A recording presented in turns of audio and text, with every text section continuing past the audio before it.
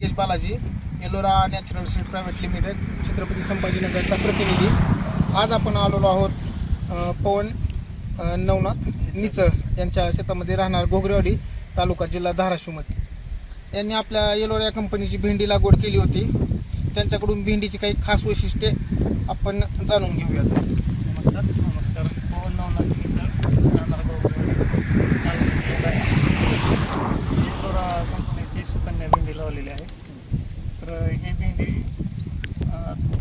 अतिशय चांगली आहे, उत्पन्नालाही चांगले आहे, तोडायलाही चांगले आहे आणि तोडायला पण चांगले आहे आणि मार्केटमध्ये जाऊस तर काळी पडत नाही आणि माल एकदम क्वालिटी बाज आहे, नंबर एक. व्हायरससाठी काही व्हायरसला काही बळी वगैरे पडली का? एक सगळं झाड नाही व्हायरस आहे, नंबर एक. मागं एक एकरचा प्लॉट आहे यांचा.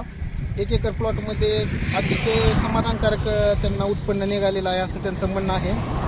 तरी माझी इतर शेतकरी बांधवांना विनंती आहे की भेंडीची लागवड करताना तुम्ही खात्रीशीर बियाण्याची म्हणजेच एलोरा या कंपनीची सुकन्या किंवा गौरी या भेंडीची लागवड करावी, जेणेकरून तुम्हाला उत्पन्न व कमी रोगाला बळी पडणारी भेंडी एलोरा फक्त आणि फक्त एलोरा कंपनीची भेंडी.